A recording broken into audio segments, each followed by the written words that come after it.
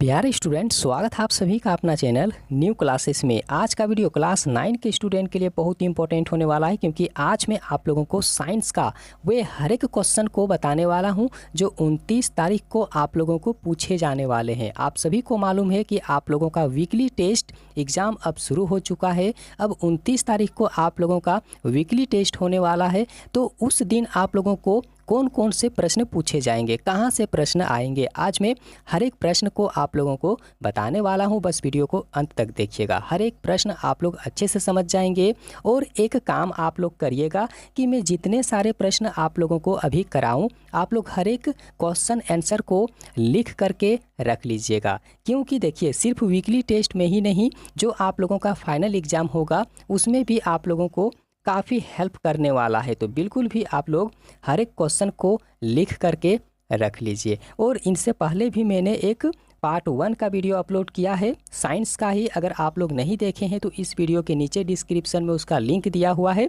आप लोग वहां से जा करके देख लीजिए। उसमें भी लगभग 20 प्रश्न है और आज भी मैं आप लोगों को 20 प्रश्न ही बताने वाला हूं। ठीक है, हर एक प्रश्न आप सभी के लिए इम्पोर्टेंट है। तो यहाँ पर सबसे पहला प्रश्न आप लोग देख लीजिए, जो 21 नंबर का प्रश्न दिया हुआ है, काफ़ी इम्पोर्टेंट है।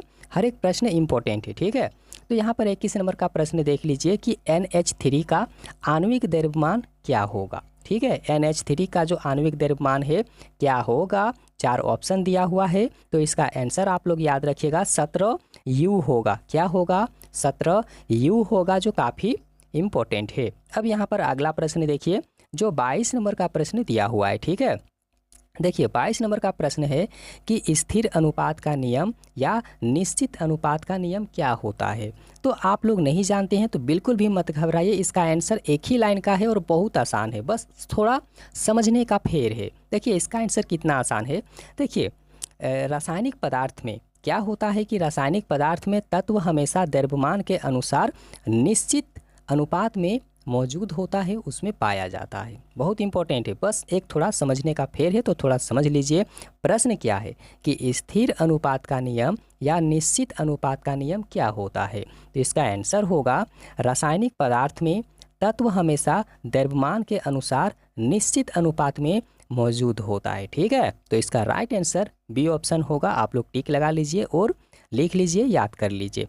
अब यहाँ पर देखिए, जो 23 नंबर का प्रश्न दिया हुआ है कि निम्नलिखित में कौन 36 ग्राम जल का सही प्रतिनिधित्व करता है। तो देखिए 36 ग्राम जल का जो सही प्रतिनिधित्व करता है, इसका राइट आंसर होगा 2 मोल। ठीक है, 2 मोल जल इसका राइट आंसर होगा। अब अगला प्रश्न यहाँ पर देखिए, जो 24 नंबर का प्रश्न दिया हुआ है। हर एक प्रश्न इंपॉर्टेंट है, ऐसा नहीं है कि एक ही 2 प्रश्न इंपॉर्टेंट है, क्योंकि वीकली टेस्ट में कहीं से भी प्रश्न पूछे जाने वाले हैं, कहीं से भी आ सकता है। लेकिन आज मैं जो आप लोगों को प्रश्न बता रहा हूँ ना, यह प्रोजेक्ट रेल मॉडल पेपर का है। और मॉडल पेपर पढ़ना बहुत इंपॉर्टेंट होता है, चाहे वीकली टेस्ट हो, चाहे आप लोगों का जो फाइनल एग्ज़ाम हो, हर एक चीज़ के लिए इम्पोर्टेंट है। आप लोग अगर हमें कमेंट करिएगा कि सर सिर्फ चैप्टर वाइज प्रश्न हम लोगों को करा दीजिए, तो मैं वैसे ही प्रश्न आप लोगों को करा दूंगा। बस आप लोग कमेंट करिए कि आप लोगों का मॉडल पेपर वाला आंसर चाहिए, प्रश्न चाहिए, या वीकली टेस्ट वाला मॉडल पेपर का जो उसका आंसर प्रश्न है वे सब चाहिए। तो आप लोग बस कमेंट करिए आप लोगों को क्या चाहिए, मैं आप लोगों को ज़रूरत के हिसाब से वीडियो बना दूंगा। ठीक है, तो चलिए यहाँ 24 नंबर का प्रश्न है, देख लीजिए। न्यूट्रॉन पर आवेश रहता है, न्यूट्रॉन पर आवेश रहता है, कितना रहता है। तो याद रखना है, बिल्कुल भी 0 के बराबर यानी शून्य के बराबर रहता है। अब यहाँ पर आगे देखिए, जो अगला प्रश्न दिया हुआ है, अगला प्रश्न है 25 नंबर का, काफ़ी इंपॉर्टेंट है। अल्फा कण क्या होते हैं, अल्फा कण क्या होते हैं, बहुत इंपॉर्टेंट है, याद रखना है। अल्फा कण जो है वो धनावेशित हीलियम परमाणु होते हैं। ठीक है, यहाँ जो डी ऑप्शन है बिल्कुल इसका राइट आंसर है। अब यहाँ पर देखिए, जो 26 नंबर का प्रश्न दिया हुआ है कि किसी तत्व के समस्थानिकों के द्रव्यमान में अंतर की भिन्न संख्या के कारण होता है, क्या होता है। तो क्या होता है, याद रखना है। बिल्कुल यहाँ जो खाली जगह है ना उसमें न्यूट्रॉन लिख दीजिएगा, बिल्कुल इसका सही आंसर होगा, क्योंकि देखिए फाइनल एग्जाम के लिए तो बहुत इंपॉर्टेंट है। आगे यहाँ पर देखिए जो 27 नंबर का प्रश्न है कि कोशिका भित्ति बनी होती है, बहुत इंपॉर्टेंट क्वेश्चन है और ये पूछे जाने वाले प्रश्न है, हर एक बार एग्जाम में आता ही है, बस घुमा फिरा के थोड़ा पूछता है। तो देखिए कोशिका भित्ति बनी होती है किस चीज़ की बनी होती है, प्रोटीन की, कार्बोहाइड्रेट के, सेलुलोज से या लिपिड से। तो देखिए कोशिका भित्ति जो है, कोशिका भित्ति बनी होती है सेलुलोज से, जो सी ऑप्शन है इसका राइट आंसर है। आगे देखिए जो 28 नंबर का प्रश्न यहाँ पर दिया हुआ है कि निम्नलिखित में से किस कोशिकांग को अपना डीएनए तथा राइबोसोम होता है। बहुत इंपॉर्टेंट क्वेश्चन है कि ऐसी कौन सी कोशिकांग है जिसकी मतलब अपने पास में डीएनए भी होता है और राइबोसोम भी होता है। 4 ऑप्शन दिया हुआ है, लेकिन इसका राइट आंसर आप लोग याद रखिएगा, जो यहाँ पर प्लास्टिड जो दिया हुआ है बिल्कुल इसका राइट आंसर है। बी ऑप्शन में प्लास्टिड है, बिल्कुल इसका राइट आंसर है, आप लोग याद रखिएगा। अगला जो यहाँ पर प्रश्न आप लोग देख रहे हैं जो 29 नंबर का, कि किसी कोशिका में 16 क्रोमोसोम है, ठीक है, कोई भी कोशिका है उसमें 16 क्रोमोसोम दिया हुआ है। उस कोशिका में अर्धसूत्री विभाजन के फलस्वरूप बने संतति कोशिका में कितने क्रोमोसोम होंगे। तो कितना होगा, जब इसका अर्धसूत्री विभाजन किया जाएगा तो उस समय उस दौरान में कितने जो है क्रोमोसोम उसमें पाए जाएंगे, तो आप लोग याद रखिएगा उसका आधा होगा। कितना होगा, उसका आधा होगा, मतलब 8 पाया जाएगा, ठीक है। पहला ऑप्शन में ही दिया हुआ है तो आप लोग टिक लगाइए और अच्छे से लिख लीजिए। अगला जो यहाँ पर दिया हुआ है ना 30 नंबर का प्रश्न, ये भी बहुत इंपॉर्टेंट है, चित्र के माध्यम से इसका जवाब देना है। तो देखिए दिया गया चित्र किस ऊतक का है, यहाँ जो दिया हुआ चित्र है किस ऊतक का है ये बताना है। इसके लिए 4 ऑप्शन दिए हुए हैं, तो इसका जो राइट आंसर है ना याद रखना है आप लोगों को, पेरेनकाइमा का चित्र है। किसका है, पेरेनकाइमा का, जो काफ़ी इंपॉर्टेंट है, आप लोग याद रखिएगा। काफ़ी सारे स्टूडेंट उसी में कंफ्यूज होकर के कुछ अलग अलग चीज़ में टिक लगा देंगे, ठीक है। काफ़ी स्टूडेंट कोशिका में टिक लगाएंगे अगर ऑप्शन दिया हुआ रहेगा तो।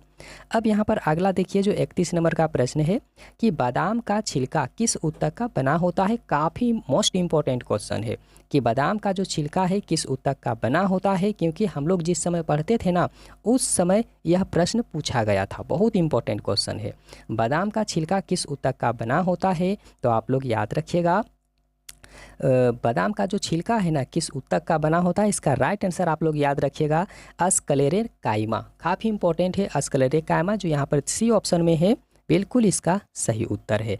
अब यहाँ पर आगे देखिए जो 32 नंबर का प्रश्न है कि मांसपेशियों को अस्थियों से जोड़ने वाले संयोजी ऊतक को क्या कहा जाता है, तो इसका आंसर याद रखिएगा कंडरा कहा जाता है। क्या कहा जाता है, कंडरा कहा जाता है, जिसे हम लोग टेंडन के नाम से जानते हैं। काफ़ी इंपॉर्टेंट है, हिंदी समझ में नहीं आ रहा है तो अंग्रेजी देख लीजिए, ठीक है, बहुत मोस्ट इंपॉर्टेंट है, आप लोग अच्छे से याद करिए, कंफ्यूज मत होइए। आगे यहाँ पर आप लोग देखिए जो 33 नंबर का प्रश्न है कि जीवों के वर्गीकरण के लिए सर्वाधिक मूलभूत लक्षण क्या हो सकता है। जीवों का जब वर्गीकरण होता है तो उसका जो मूलभूत लक्षण है क्या हो सकता है, जब उसका वर्गीकरण हम लोग करेंगे तो उनकी जो कोशिकी की संरचना है ना वो बिल्कुल बराबर के मतलब बराबर ही होगा, उनकी कोशिका संरचना के आधार पर ही होगा, जो बी ऑप्शन है बिल्कुल इसका सही उत्तर है। अब यहाँ पर आगे देखिए जो 34 नंबर का प्रश्न है कि नीलहरित शैवाल किस वर्ग में आते हैं। नीलहरित शैवाल जो हैं कौन से वर्ग में आते हैं, 4 ऑप्शन यहाँ पर दिया हुआ है, तो आप लोग बिल्कुल याद रखिएगा जो नीलहरित शैवाल जो है वो कौन से वर्ग में आते हैं, तो याद रखिएगा मोनेरा वर्ग में, ठीक है, किसमें, मोनेरा वर्ग में आते हैं। और देखिए आप लोग एक काम करिए, मैं जितने सारे प्रश्न अभी आप लोगों को करा रहा हूँ इसमें से आप लोग बिना पढ़े बिना मोबाइल देखें कितने प्रश्न का जवाब दे सकते हैं, ठीक है। अगर आप लोग हर एक प्रश्न का जवाब दे रहे हैं तो बिल्कुल आप लोग तैयारी अच्छे किए हुए हैं, या फिर नहीं किए हुए हैं तो आप लोग अच्छे से एकदम ज़बरदस्त तैयारी कर लीजिए, क्योंकि एग्ज़ाम में आप लोगों को अच्छे नंबर लाना है इसीलिए। अगला देख लीजिए जंतु जगत का सबसे बड़ा संघ कौन सा होता है, तो देखिए जंतु जगत का सबसे बड़ा संघ होता है आर्थ्रोपोडा, ठीक है, यहाँ जो बी ऑप्शन है बिल्कुल इसका सही आंसर है। अब आगे देखिए जो अगला है, दिए गए कौन से रोग वायरस से होते हैं, मतलब कौन सा रोग जो है, कौन सा बीमारी जो है वो वायरस के कारण होता है, तो सभी को मालूम है कोरोना जो है वो तो वायरस के ही कारण होता है, ऑप्शन में भी दिया हुआ है कोरोना, इसका राइट आंसर है डी ऑप्शन। आगे देखिए जो 37 नंबर का प्रश्न है कि संक्रामक रोग के उदाहरण कौन वाला हो सकता है।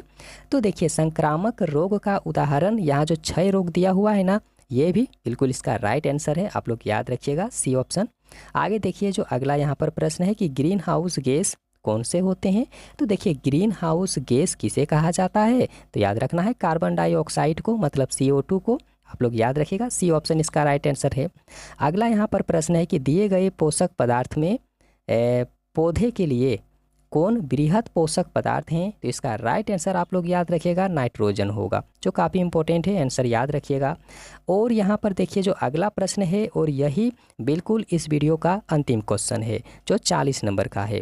देखिए वायुमंडल में पाए जाने वाले ऑक्सीजन के विषैले अणु को क्या कहा जाता है। जो विषैले अणु है उसे क्या कहा जाता है जो वायुमंडल में पाया जाता है, तो इसका राइट आंसर आप लोग याद रखिएगा ओजोन होगा। क्या होगा, ओजोन होगा, जो इसका बिल्कुल भी राइट आंसर है। और आप लोगों के लिए एक प्रश्न है जो आप लोगों को कमेंट सेक्शन में उसका जवाब देना है, ठीक है। प्रश्न है कि कोशिका की खोज किसने किया था, ये बताना है, और कितना ईस्वी में किया था, ये भी आप लोगों को कमेंट सेक्शन में ही बताना है। बिल्कुल भी मत भूलिए, ये कमेंट सेक्शन में आप लोग ज़रूर जवाब दीजिएगा, क्योंकि ये भी काफ़ी इंपॉर्टेंट क्वेश्चन है आप लोगों के लिए क्लास 9 के लिए। तो आज का वीडियो कैसा लगा आप लोगों को, वीडियो को लाइक करिए, अपने दोस्तों के पास में ज़रूर शेयर कर दें, और वीडियो देखने के लिए बहुत बहुत धन्यवाद।